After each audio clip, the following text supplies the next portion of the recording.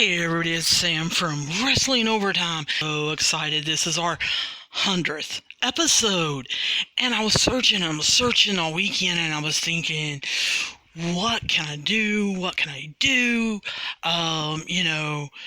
Raw is coming up, and no, I don't want that to be my 100th episode. I don't want to do raves and rants review for WWE Pod for my 100th episode, and I've kind of been putting it off, as you guys can see, and I'm like, what can I come up with? And some of you know that I write for Belly Up Sports.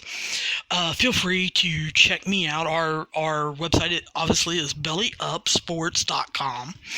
I write wrestling articles there, but I also write other sports articles there. I wrote an article about Cam Newton. I wrote an article about Rick Pitino. When sports come back, I expect to write a lot of different articles about a lot of different sports, but I still want to always be attached to wrestling. And I got this idea for an article, and I actually wrote an article on this podcast episode that I'm going to do, and I thought, that needs to be my 100th episode. I am so passionate about it that the article is good. You guys know how cocky I am. Of course the article's good. But I felt like I really didn't have time and enough words to truly explain how passionate I am about Cody Rhodes. And what I tried to portray in the article was that Cody is finally revealing and finding who he really is. And we're seeing that, but I think so many of us are not paying attention to it. Or we're discounting it. So what I wanted to do for this 100th episode was tell you a little bit of my story while interweaving Cody into it. So my 100th episode, of course, is about me being as cocky as I am, but it's also about Cody Rhodes. So I want to tell you guys that I am a little older than Cody, but when I was growing up, my granny on my father's side was extremely into wrestling. I don't even know how to describe how into wrestling she was. We all knew Saturday night at 6:05, there was no calling, there was no visiting. And if you did visit, great, you got to watch wrestling. And sometimes you got to talk to her about other things during commercials, but most of the time she wanted to talk wrestling. So as I grew up, I liked going down there Saturday at 6:05. My granny was one that believed in kayfabe. My dad used to get her riled up by arguing with her whether wrestling was fake or not.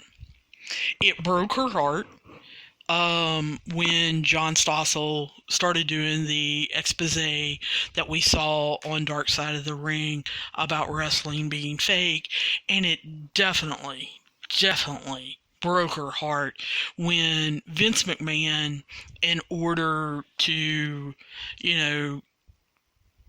basically build his business and keep from paying taxes and keep wrestlers as independent contractors and all of that garbage that we don't need to get into, came out and said it was sports entertainment.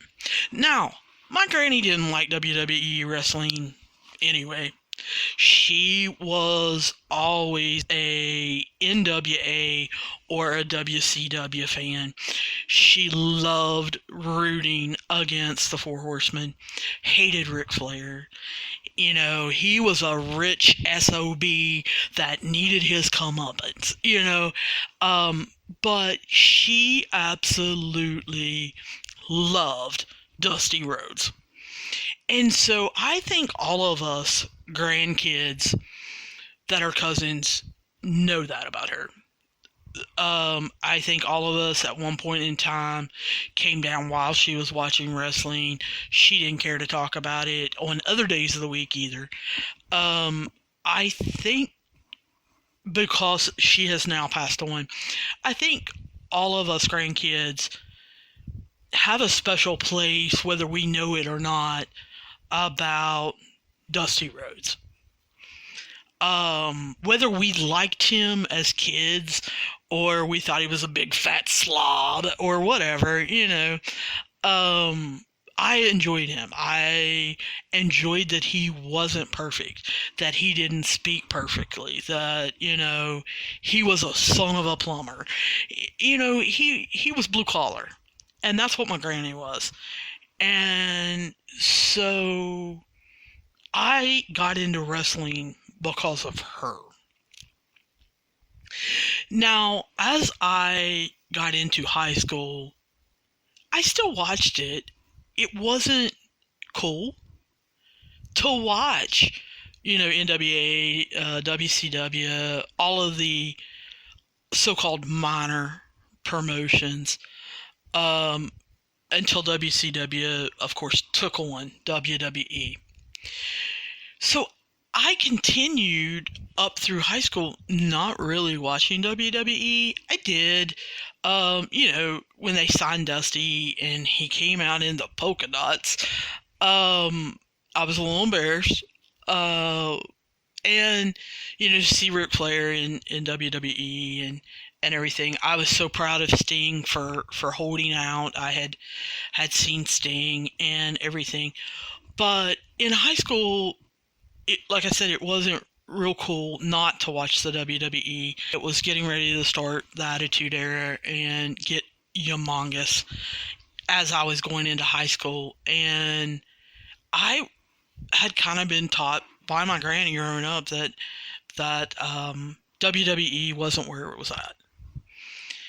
And I was getting involved in sports and, of course, getting ready to go to college and started my coaching career. And if any of you don't follow me, I have another podcast. It is WV Overtime, and it deals with West Virginia high school sports, and it also deals with coaching and just some basics. I don't get into any X's and O's or anything. It's for any coach. It's more motivation, culture, how to talk to your players, communication, stuff like that. So feel free to subscribe to that or even just give it a listen. But got into that and kind of kept up with wrestling. And then my life kind of took a change and went into a job that don't really want to go into here because it's so controversial. And kind of because I was working a lot of hours in that job and basically was living it 24/7, had to be on call at certain times. It was a little bit emotional and everything. Kind of stayed watching it every once in a while, but not really full force. However, my younger sister got into it because it's in the family. Everybody in the family, of course, has to get into wrestling at one point in time. And she really got into the Hardy Boys. And so through her and hearing her talk about it and her watch it and really enjoy Jeff Hardy and the athleticism that he had, I got into it for kind of a short period of time. Got into The Rock, saw Stone Cold Steve Austin. She and I, for her birthday one year, I took her to a pay-per-view in Cleveland, Ohio. We went to a show, I believe it was Raw, in Atlanta, Georgia. So we saw some shows here in our area and things, but she kind of got out of it kind of quickly. Didn't stay in it for years and years and years and years or anything like that. She kind of gave it up, and as far as I know, when she started college, I don't think she ever picked it back up. I am hoping that she has a child now and that she will now pick it up because Aunt Sam is gonna introduce her to it. But anyway, I, however, got back into it a couple years ago, probably about a decade ago. I gave it up for a while and came back. And when I get into something, I get into it full force. So, of course, I'm looking at the WWE. I'm recognizing some people, but did not realize that I knew that Dustin Rhodes had gotten into wrestling. I knew enough about sports to know that. Did not realize really that Cody had. I had heard, I think through one of my cousins, that Dusty's youngest son was in high school an unbelievable amateur wrestler in Georgia and had won state championships, and that people were offering him college scholarships, and he just decided that's not where my passion is. And I've heard him talk about it several times before, that he knew at a young age what his passion was. His passion was wrestling. And he wanted to be a wrestler. And he wanted to kind of give it his all. So I guess it wasn't a surprise to see him on WWE TV when I tuned back in. However, it was a surprise to see him as Stardust, because when I came back to wrestling, that's who he was.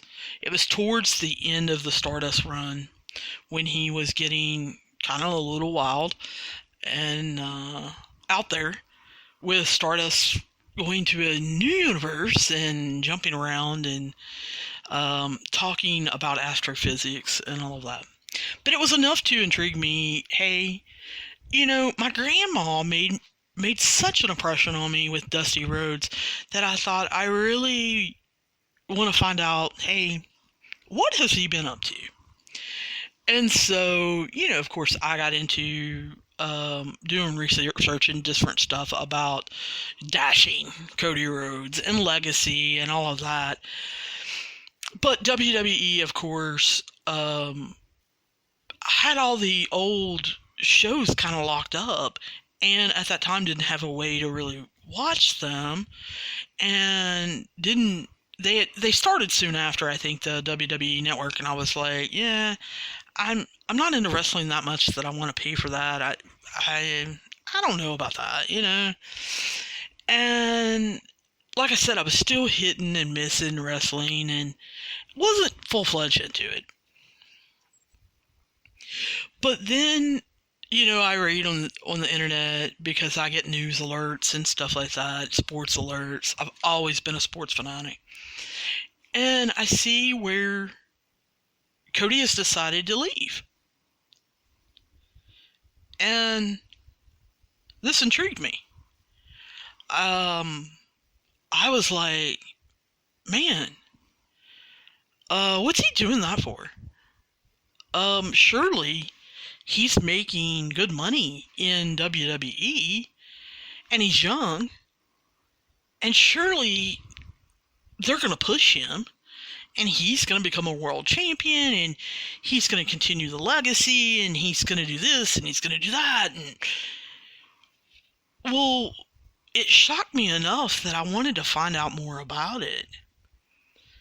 And I saw where Cody was going to the independent circuits, the indie circuits, and I read every little interview in every podunk town that he was going to go to, and how he was wrestling on, several different promotions, and I felt a connection with him. I felt like he was lost. When he would give interviews that I could hear, or video interviews, he sounded excited about the new journey, but so despondent and depressed when he talked about WWE. About creatively how things he wanted to do, and how he thought he was going to do this and do that, and really kind of hit walls. And I thought, oh my gosh, I hate that for him. And I can remember one interview after he left the WWE talking about, there was part of him that really wanted to embrace his dad and his dad's legacy and everything that his dad had accomplished. But there was also part of him that wanted to become his own person and wanted to have accomplishments on his own and wanted to be known for himself. Well, that connected with me. Because like I told you, I was a sports fanatic. I knew at a young age I really wanted to coach. And I had a passion about that. And that's all I ever wanted to do. I didn't know how I was going to do it. I just wanted to do it. I really wanted to get involved in it. And I got that opportunity extremely young. I was in college. I made the decision that the college that I was at, I really wasn't comfortable at. I didn't fit in. I didn't like it. I made the decision to come home and go to college actually closer to home. And I ended up getting lucky and being asked by one of the best coaches in our state to help out in his team, and I jumped at that chance. And I basically told him, I don't care what scut work I have to do. I really don't.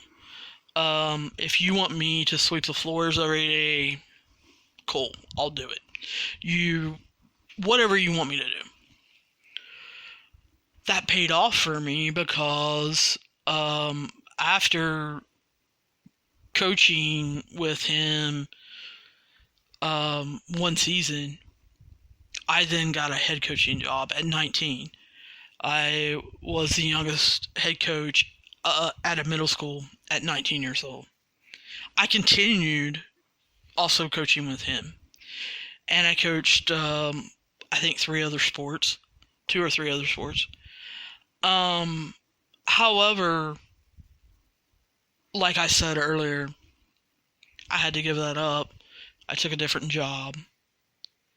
And I left that. And I always felt that calling. That was my passion. I wanted to kind of go there. Wanted to be involved in sports somehow, some way. I wanted to figure it out, I guess. And so I was kind of going through the same thing almost as Cody. I decided to leave the job that I had been at. I had been there for 13 years. And really wasn't sure who I am, what I'm going to do, where I'm going to go. And I kind of went on my indie circuit, almost. Cody started wrestling in Japan. He started wrestling in Ring of Honor. And as I followed him, I could see he was finding himself. That's when he got Dream tattooed on his chest. And yes, that was Dusty Rhodes' nickname. But it was also tattooed on him because he had a dream. He has a passion. And, of course, he flipped it, and his nickname is not the Dream. It is the American Nightmare. And he started, like I said, developing himself, showing all of the talents that he had, showing his passion, showing his honesty, showing his excitement. But I think as he was traveling the indie circuits in Japan and going to New Japan and being a member of the Bullet Club, coming to Ring of Honor, meeting the Young Bucks, meeting Kenny Omega, and really discovering himself again, I think looking out there, Cody realized wrestling has lost something. It's not really did the old way. People are allowed to do things that maybe they shouldn't be doing. They're asked to do things that maybe they shouldn't be asked to do. And he saw a lot of people out there conforming and not being able to be creative and being told what to do and not really expressing themselves. And if you've listened to any of his interviews or read any articles, you realize that as he talked to the Young Bucks, he talked to Kenny Omega, they realized something's got to change. And we can't wait for someone else to do it. We've got to do it. And of course, then led to Cody being cocky, making the comment about filling up, an arena and selling out, and Dave Metzler challenging them, telling the Young Bucks and Cody, there's no way. You guys cannot put on a show and sell out. That doesn't happen. You're not the WWE. You don't have a promotion. You're not a company. There's no way. You guys are a group of wrestlers. You can't do it.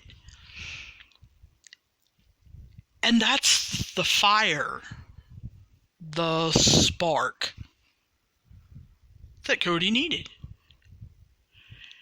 And so, along with the Young Bucks, along with Kenny Omega, they put on All In Chicago. And that name signified, we are all in. We're putting everything we've got. We're putting our reputations. We're putting our money. We're putting our talent. We're putting everything all in. And of course, it sold out in 10 minutes? It was an unbelievable success. And Tony Khan, the Jacksonville Jaguars president of the NFL, he also owns a soccer team over in England. Multi-millionaire. The Khans are very well known in sporting circles. Saw this. He has been a wrestling fan since he was little, and photographic memory, knows everything and anything about wrestling history. And just found it amazing that they do that. So they started discussions about their vision, their passion, their honesty, their truth. And that's where AEW was developed. They decided to form a company. And everybody in wrestling kind of knows the story that, in January of 2019, they started All Elite Wrestling, AEW, and they said, we are going to be a company. We're going to start selling wrestlers. We're going to make this a completely different kind of company. It's going to, have time off for you. You're not going to wrestle 300 nights a week and tear up your body. You're going to get paid. You're going to have insurance. You're going to, totally changing everything that wrestling stood for. But yet going back to the old ways of wrestlers having creativity, wrestlers making decisions and talking to each other and cutting promos that are not scripted, and going back to the old style of doing things. And then they had Double or Nothing, last weekend of May of 2019. Again, sellout in Vegas. Unbelievable show. They announce, we've signed a TV deal. W never thought that 5 months into being a company that they would have a TV deal, that they would be putting on pay-per-views like Fyter Fest, that they would have another All In, an All In 2. But the big announcement was that October 2nd, 2019, they were putting on their first TV show. And when I saw that, because like I said, I was following it, I was watching this, and starting with Double or Nothing in May, I started thinking, I need to get back into my passion. I need to find my connection. I need to figure out how I can become happy, how I can weave my passion into my life. How can I be Cody? On a smaller scale, of course. And I started kind of going through that. And I kind of made up my mind, I think, a little bit in, I guess July. I need to make a connection with my hometown. I really need to go back. And that community meant so much to me for years, over 25 years, 30 years. I have so much support there. I have so many people that I care about. Why am I not still involved in that? Why did I walk away from that? Why did I, not stay involved? And so all of that was going through my mind, and so I made a reconnection and really kind of dipped my toe in the water. I didn't jump into the pool like Cody did. He didn't, I guess, encourage me that much. But I dipped my toe back in the pool and kind of created a Facebook group of my hometown and kind of reconnected with people. Started supporting, local teams and just different things. And made up set my mind, I need to get back involved in sports. And I wasn't sure how to do that. Reached out to a couple different people and wasn't sure where to go, what to do, or anything like that. And so really decided then to create West Virginia Overtime, which is WV Overtime. Like I said, WV Overtime is a podcast. It has Twitter page, has an Instagram page, it has a Facebook page. Feel free to follow it. Feel free to read it. Feel free to get involved with it. But really got involved with the different high schools around the state and got excited. Got excited about watching football again, watching volleyball again, watching all the fall sports and getting involved and reporting scores. And I try to take articles from all over our state and kind of put them in one place so that people can read them. I wasn't trying to create a business. Still not trying to create a business. Just wanted to be involved. Just wanted people to have a place to go and know, hey, this is where I can get information. This is where I can get stats, scores. I can get articles. I can get video. I can get up-to-date stuff. That's all it was. I created a podcast because I wanted to talk, and I'm cocky. And I thought, my opinion matters. Now, whether it does or not, I don't know. But, really got into that. A couple of my former players really touched me. They reached out and said, they were enjoying it and everything. But one player specifically reached out and said, I don't understand why you're not coaching anymore. I don't really understand why you gave it up in the first place. The middle school is looking for an assistant coach. What about that?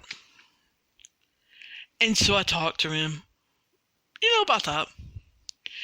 And to me, it was kind of, I don't know. I'll think about it. I'm kind of involved with this. I don't know. And I happened to gripe one day about refereeing and coaching and things in sports and how it wasn't like it used to be. Sound familiar? Is that what Cody said? And a guy who I will never forget changed things for me. His name is Steve Dodd. He is a referee here in the state of West Virginia. And he said, hey, Sam, it's one thing for you to gripe. It's one thing for you to have valid gripes. It's one thing for you to have an opinion or anything. But why don't you put your money where your mouth is? And that stuck with me. Believe it or not, it stuck with me for, a couple days. And he said that right around the time, like I said, October 2nd of 2019, when AEW went on TV. And it hit me when he said that, and I saw AEW on TV, and I saw what Cody was doing. Cody put together a company, got it on TV, and put on shows weekly in 9 months. How big of an undertaking was that? Surely you can put your money where your mouth is. Surely you can go back to coaching. And I thought. And then that's where West Virginia Overtime's podcast began. October 15th of 2019, because I thought I do want to put my money where my mouth is. I want to create something for West Virginia athletes, and I want to go back to my passion, and I want to change things. I don't like how things are going now, and in order for me to complain about it, I need to also be trying to do something about it.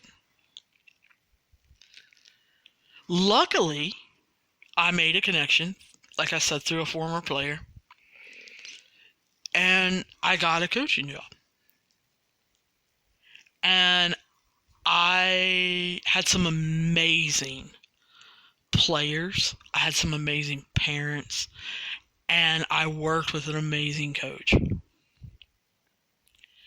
They accepted me with open arms. They didn't have to. Most of them didn't know me. Most of them never heard of me. Didn't know my background. Didn't know I'd coached before. Didn't know, my record. Didn't know if I had ever won a sectional game or that I had a state championship ring as an assistant coach. Didn't know anything. So many of them were shocked to walk into a local high school, and I had a couple of them after the first high school basketball game of the year come to update and say, your picture's on the wall. And I was like, yeah, and wasn't paying any attention. And they said, no, you were a coach for the state champions. And I was like, yeah. Kept going. And they just kind of, and I was like, but that's in my past. I'm trying to create a future with you guys. So I didn't really mention it to them. Yes, I verified it to them, but as far as pointing it out or telling them about it, that was in my past. And I didn't really feel like I needed to. Luckily, AEW came to my hometown with their 4th show. I got to attend it, and I got to feel the excitement, the passion. Got to see Cody. Was he totally amazed and floored at how much he had changed from the guy that I had seen years ago playing Stardust on WWE. That was not excited, not borderline depressed, wasn't really wanting to be who he was. To seeing him live and in person, like I said, in my home stadium in an area, a town near me, and feeling the excitement radiate off of him, and how much fun he was having, it energized me.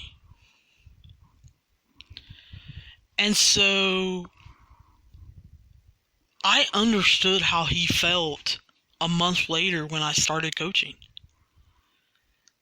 I was so energized and pumped up, passionate, and ready to go back to my roots, to go back to where I just really felt comfortable.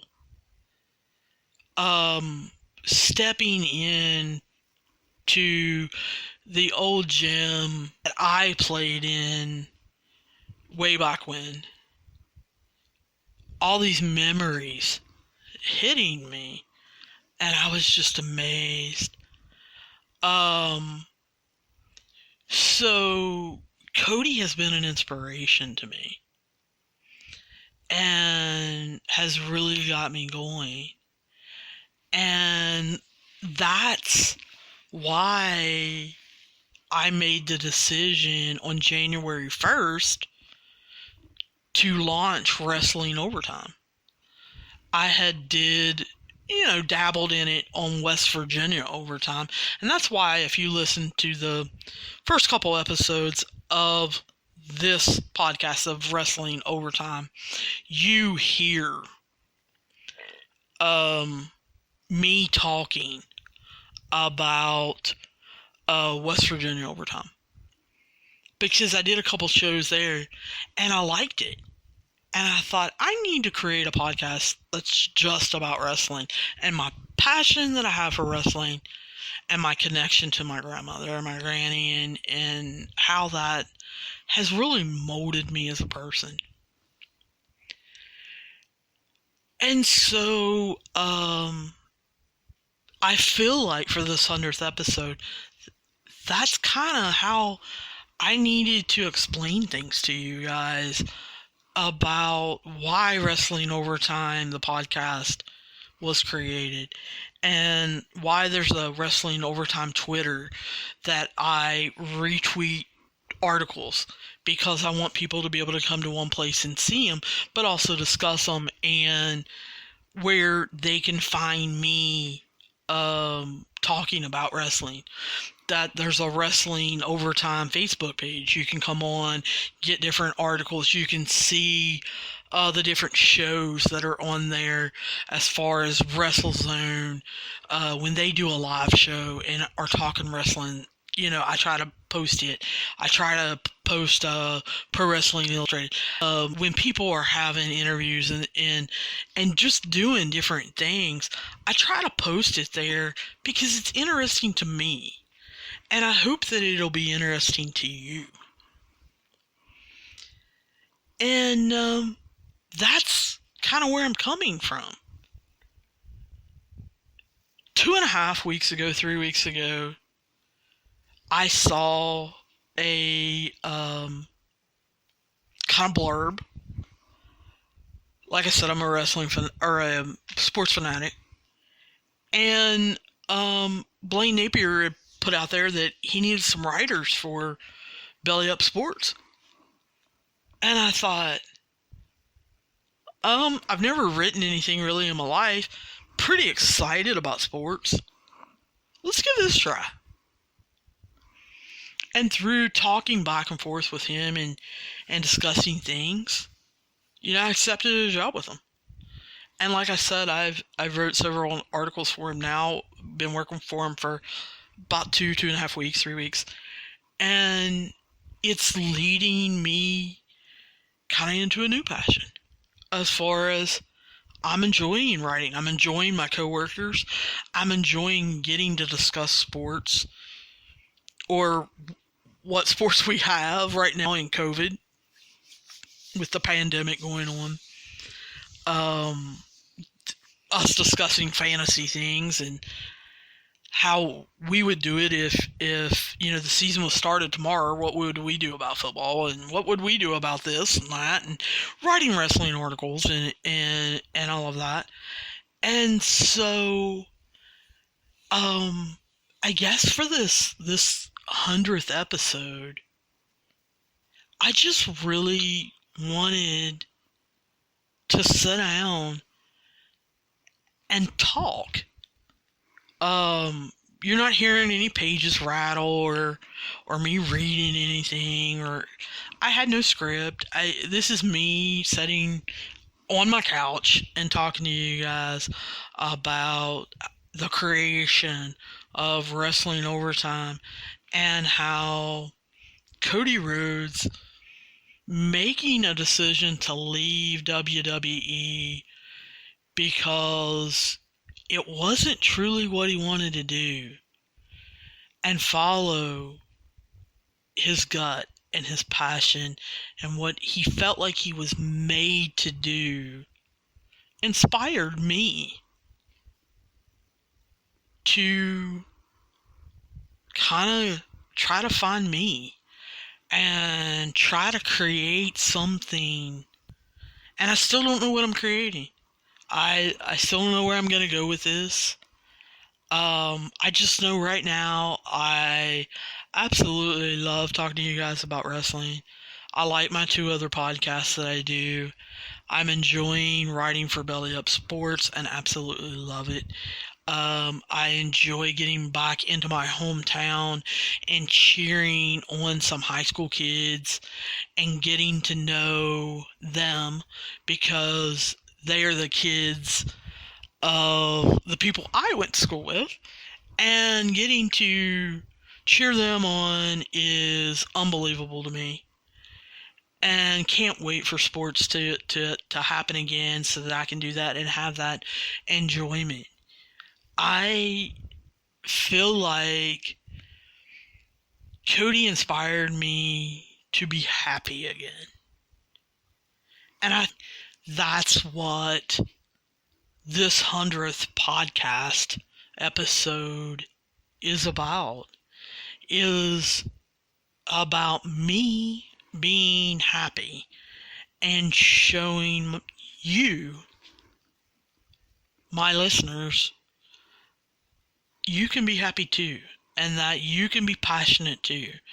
And if wrestling is your passion, go for it. Write me, interact with me, hit me up on Twitter, come to the Facebook page, write me at wrestlingovertime@gmail.com. I will be willing to talk to any of you guys about anything. You guys want to read my articles, go to Belly Up Sports, go to Belly Up Wrestling. Hit me up. All of my articles you guys can comment on. We have a forum where we discuss sports. Every sport has a forum, and you can go and interact with any of the writers. Just be willing to put up with our opinions. Belly Up is a humor type site. We're all the time finding humor in anything and everything. And we are also trying to show you guys how much we love sports. And the different podcasts that are on Belly Up are so exciting and funny. You guys really need to check those out too. But this, I guess, I have rambled on now for 45 minutes. I just wanted to kind of celebrate this. I wanted to really enjoy the 100th episode and give you guys a little taste, I guess, of me, where I come from, why I'm involved in wrestling, and what made me start this podcast, and the inspiration that I had that is Cody Rhodes, and why when you listen to episodes, I don't care to critique Cody, but I'm always going to be a fan of him, and very thankful for what he's done for me that he doesn't even know about. And hopefully one day I will be able to inspire someone else to follow their dreams and inspire them to do what makes them happy. So I'm going to sign off. Like I said, you guys can write me at wrestlingovertime@gmail.com or hit me up on Twitter or Facebook at Wrestling Overtime. And I look forward to seeing and talking to you guys soon.